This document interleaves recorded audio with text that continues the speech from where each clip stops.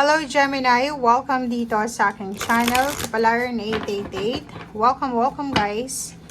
Alamin natin kung anong messages, vibration, gabay energy para sa lahat ng Gemini friends natin na nanonood. Ito para sa March 2024 Money, Career, Financial Reading. Okay Gemini, first card natin is Willpower, Answers. Kumuha tayo dito ng 3 cards and Manifestation.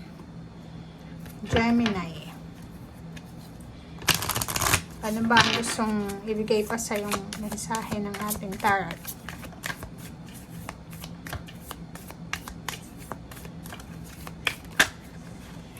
Okay. So, meron ka ditong 5th chakra Archangel Gabriel and the World card. Okay. So, first card mo dito is etong answers. Answers and willpower and manifestation. Gemini, sinasabi ng barasero dito na dahil sa sipag mo, 'di ba? Dahil sa pagpupursige, dahil sa sipag, tiyaga, confidence, 'yun, sipag. Ito kasi yung pinaka main ingredient sa success is yung sipag at tiyaga, pasensya.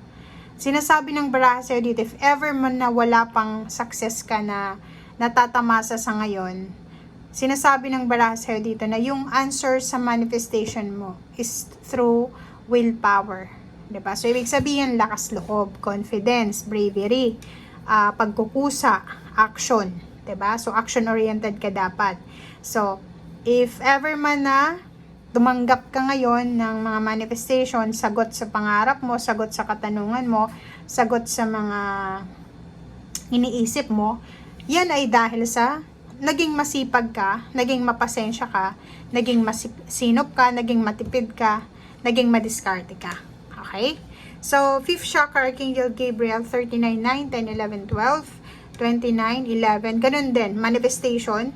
Sinasabi ng brasser dito na may Gemini dito na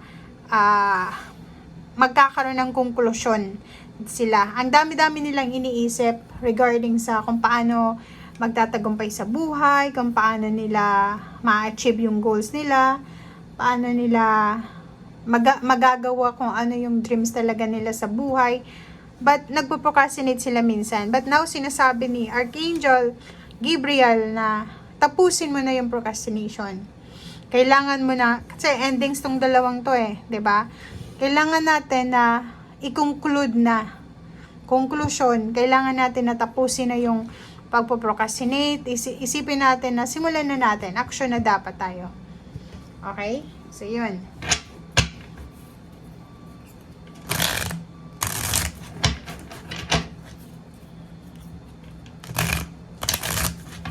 So, parang nakikita natin dito guys na ang March mo is nangangailangan ng sobra-sobrang effort to.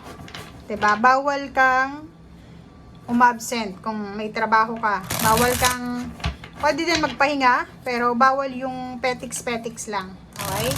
Kailangan daw is workaholic or work-wise. Parang ganun.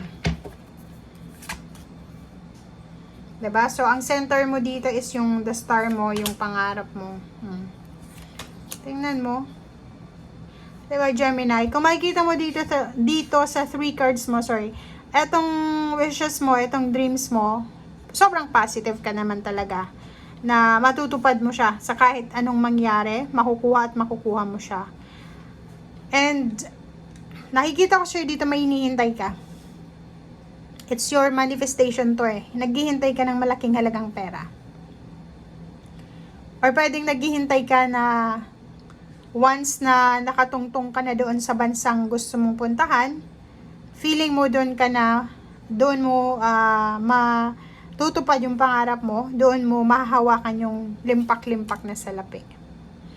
Sa ngayon, ngayong Marso, since positive naman yung energy mo, sinasabi na wala ka namang masyadong issues ngayon, wala namang mga financial problems or kung ano pa man, kasi tahimik diba? Peaceful. And strategizing ka Parang yung March mo is abala ka sa pag-iisip, sa pag-strategize, sa pagpaplano.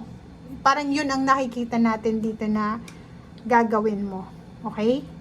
So, itong Page of Pentacles, pwedeng may mag-offer sa'yo ng tulong pinansyal, or pwedeng ikaw ito, if financially balanced na yung buhay mo, mag-o-offer ka ng tulong pinansyal.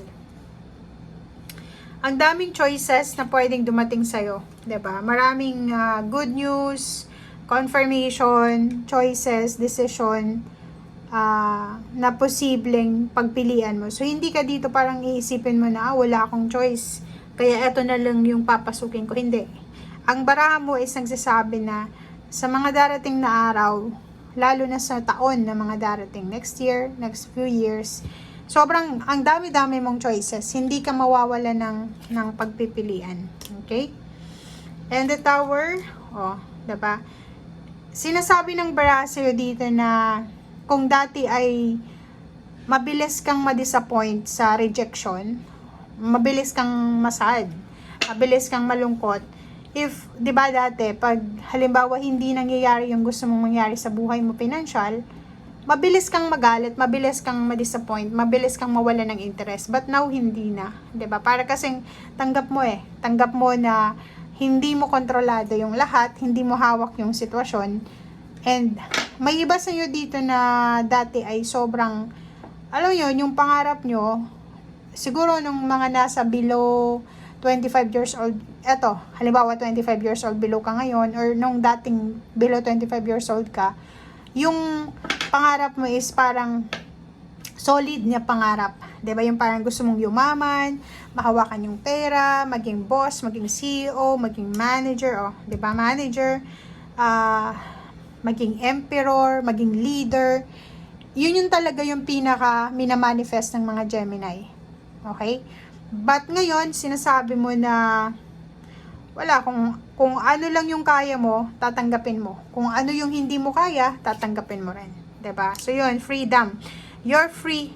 Parang ang free will mo ngayon is, or parang yung strategy mo ngayon is, gusto mo lang ng independence. 'Di ba? Hindi ka na tulad ng dati na kahit merong mga blessings, hindi mo na-appreciate kasi naghihintay ka sa blessings na yung gustong-gusto mo talaga. So ngayon, biglang nagbago yung ihip ng hangin, biglang nagbago yung mindset mo, yung isip mo na okay, kung ano yung darating, kung ano lang yung minamanifest ko na dumating, go na ako doon. Pero kung hindi siya dumating, okay lang. Tanggap mo, 'di ba? Acceptance, nakikita natin dito yung acceptance. And yung Ace of Cups dito is may realization ka na, pero yung iba dito, sobra pa rin na matatag yung ano nila matatag yung pangarap nila, na kahit nasa baba na sila, still positive pa rin. Okay? Pero yung iba, nag-go with the flow kayo dito. Okay? Pero yung iba dito, still kahit feeling nyo down na kayo, pero positive pa rin. Okay? So thank you guys and see you again. Bye!